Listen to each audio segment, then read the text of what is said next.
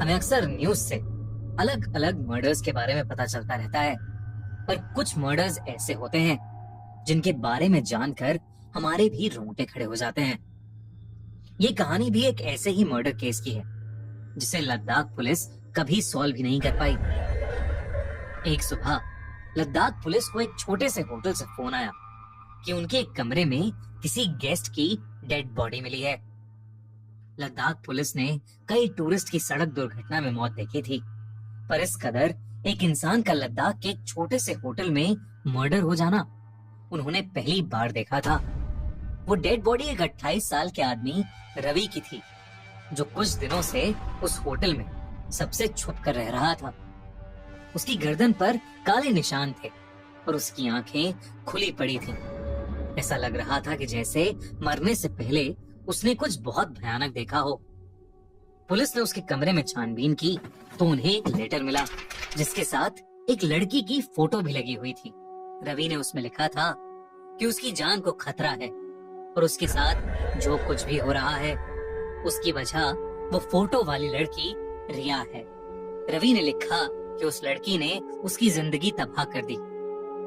रवि अपना कॉलेज खत्म करके जैसे ही दिल्ली वापस आया, उसके साथ कुछ अजीबोगरीब होने लगा। एक दिन रवि एक बहुत जरूरी मीटिंग के लिए लेट हो रहा था और अपनी कार ड्राइव करते हुए वहां जा रहा था, लेकिन अचानक उसकी गाड़ी के ब्रेक्स फेल हो गए। ये बहुत अजीब था क्योंकि एक रात पहले तक उसकी कार बिल्कुल ठीक चल रही थी। ब्रेक फेल होने की वजह से उसका एक्सीडेंट हुआ जिसमें उसका हाथ टूट गया और उसके सर पर भी एक गहरी चोट आई। लेकिन बेहोशी की हालत में जब उसने अपनी गाड़ी की खिड़की के बाहर देखा तो उसे रिया दिखी। उसे देखते देखते रवि अचानक बेहोश हो गया। जब उसे होश आया तब वो एक हॉस्पिटल में था। रवि ने उस पूरे इंसिडेंट को अपना वहम माना और उसे भूल गया। लेकिन कुछ दिनों बाद एक रात को उसके मॉम डैड ने उसे नींद से उठाया और उसने देखा कि उसके घर के शीशे टूटे पड़े हैं। किसी ने बहुत बुरी तरह से पत्थर मार मार कर उसके घर को डैमेज कर दिया था। उस रात भी रवि को ऐसा लगा कि वो फोटो वाली लड़की रिया उसके घर के बाहर ही खड़ी थी। रवि ने घर से निकलकर उसे आसपास की गलियों में ढूंढने की बहुत कोशिश की, पर वो उसे कहीं नहीं मिली। उसके बाद कई दिनों तक कुछ नहीं हुआ। लेकिन फिर एक वीकेंड जब रवि अपनी गर्लफ्रेंड निशा के साथ उसके अपार्टमेंट में था तो उस दिन कुछ ऐसा हुआ जिससे उसका दिल दहल उठा। रवि और निशा अपने बेडरूम की बालकनी में खड़े प्यार मोहब्बत से बात कर रहे थे कि तभी उनके अपार्टमेंट की घंटी बजी। रवि डिनर कलेक्ट करने डोर तक गया ही था कि अचानक उसे बालकनी से निशा के जोर से चिल्लाने की आवाज आई। दोस्तों, 6 साल पहले हमने हमारा चैनल खूनी मंडे स्टार्ट किया था। तब किसी ने नहीं सोचा था कि हम हॉरर के नंबर 1 चैनल बन जाएंगे। हॉरर की दुनिया को और मजेदार बनाते हुए हम लेकर आए हैं इंडिया का पहला horror festival horror con. Horror con एक ऐसा इवेंट एक्सपीरियंस होगा जो आज से पहले कभी कहीं नहीं हुआ। यहाँ आप मिलोगे अपने फेवरेट क्रिएटर्स से, जैसे मैं, रियल हिट, SR पे, शिवम इज़ोन, फिंग, गौरव कटारे, अक्षय वशिष्ठ, पैरानॉर्मल इन्वेस्टिगेटर सरबजीत और पूजा और बहुत सारे क्रिएटर्स जो सुनाएंगे आपको अपनी हॉरर स्टोरीज, वो भी बिल्कुल लाइव। साथ ही बहुत सारे गेम्स होंगे, वर्कशॉप्स होंगी और बी यूनिक का दिल दहला देने वाला डांस परफॉर्मेंस भी होगा। एक मिस्ट्री बॉलीवुड एक्टर भी होगा। तो आओ हॉरर कॉन में हम सब मिलते हैं, फोटो वोटो खिंचवाते हैं साथ में और खूब सारी मस्ती करते हैं। जल्दी से अपने टिकट्स बुक कर दो, link in the pin comment. वो बालकनी की तरफ भागा, लेकिन तब तक काफी देर हो चुकी थी क्योंकि निशा 4 फ्लोर नीचे जमीन पर खून से लथपथ बेजान पड़ी थी। उसने जब ध्यान से नीचे देखा तो रिया बेजान निशा के पास खड़ी ऊपर रवि को ही देख रही थी। रवि रिया की तरफ भागा, पर जैसे ही वो उसके पास पहुंचा वो जैसे हवा में गायब हो गई। रवि निशा की मौत के सदमे से भी उभरा नहीं था कि 2 दिन बाद ही उसको खबर आई कि उसके घर में आग लग गई थी जिसमें उसका पूरा घर जल गया और तो और उसके मॉम डैड भी उस फायर एक्सीडेंट में मारे गए। उसी वक्त रवि को एक अननोन नंबर से फोन आया, जिसके दूसरी ओर एक लड़की पागलों की तरह हंस रही थी। रवि को उसकी आवाज से समझ आ गया कि वो लड़की और कोई नहीं बल्कि रिया ही थी, और तभी फोन कट गया। रिया और रवि कॉलेज में एक दूसरे से बहुत प्यार करते थे, लेकिन कॉलेज खत्म होने के बाद रवि ने रिया से ब्रेकअप कर लिया था और तब से ही उसकी लाइफ उथल पुथल हो चुकी थी।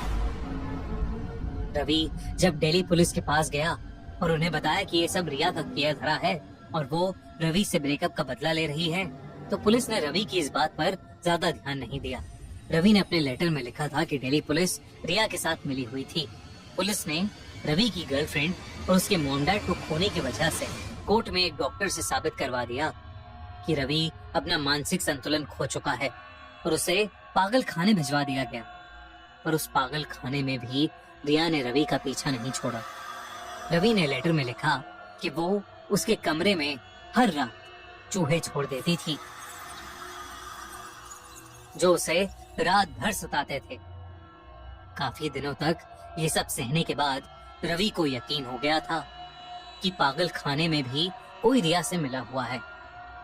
एक दिन मौका देखकर रवि वहां से भाग गया और सबसे दूर सीधा लद्दाख आ गया। रवि ने उसके लेटर के एंड में लिखा कि रिया लद्दाख में भी उसे हर रोज दिखती है और अगर उसके साथ कुछ भी हुआ तो उसकी जिम्मेदार सिर्फ रिया ही होगी। लद्दाख पुलिस ने ये लेटर तो पढ़ा, लेकिन उसके बाद उनके लिए वो केस और भी ज्यादा कॉम्प्लिकेटेड हो गया, क्योंकि फॉरेंसिक रिपोर्ट के मुताबिक किसी और ने नहीं बल्कि रवि ने खुद ही अपने हाथों से अपना गला दबाकर अपनी जान ली। इनफैक्ट उसके पूरे कमरे में किसी और के कोई निशान भी नहीं थे।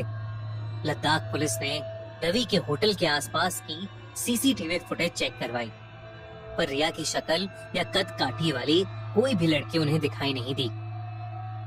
दिल्ली पुलिस से बात करके जब रिया के घर की डिटेल जांच करवाई गई तो पता चला कि उस घर में रिया कई साल पहले रहती थी। पुलिस को एक और शॉकिंग बात पता चली।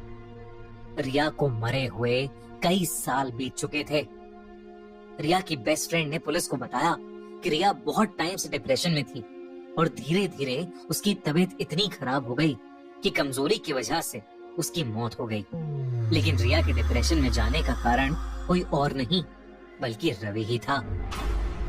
रिया बहुत ही अच्छी लड़की थी और एक होनहार स्टूडेंट थी। रवि रिया से प्यार का ढोंग करके उससे अपने एग्जाम्स लिखवाता था और उसे यूज करता था। एक बार रिया ने रवि को किसी और लड़की के साथ उसे चीट करते हुए पकड़ लिया था और इसीलिए उसने रवि से ब्रेकअप कर लिया। लेकिन रिया रवि से बहुत प्यार करती थी, इसलिए ब्रेकअप के बाद वो डिप्रेशन में चली गई। ना वो कुछ खाती पीती थी, ना वो किसी से बात करती थी, बस उदास रहती थी। दिल्ली पुलिस से सारी जानकारी लेने के बाद और आसपास की तहकीकात करने के बाद लद्दाख पुलिस ने यह माना कि रवि पागल हो गया था और अपनी मौत का जिम्मेदार वो खुद था। लेकिन पुलिस के दिमाग में हमेशा एक डाउट रह गया, क्योंकि रवि के लेटर में लिखी सारी बातें सच थीं। उसकी गर्लफ्रेंड की मौत अपार्टमेंट से नीचे गिरकर हुई और उसके पेरेंट्स घर में आग लगने की वजह से मारे गए। पुलिस को कभी कोई ठोस रीजन नहीं मिला कि रवि अपनी जान खुद क्यों लेगा, पर फिर भी मीडिया के प्रेशर की वजह से उन्होंने ये केस क्लोज कर दिया। पर क्या रवि सच में पागल था या शायद उसे वाकई अपनी एक्स गर्लफ्रेंड रिया की आत्मा दिखती थी जो उससे अब बदला लेना चाहती थी, और शायद इसीलिए उसने पहले रवि की पूरी लाइफ खराब कर दी और फिर उसे मार डाला। आपको क्या लगता है? हमें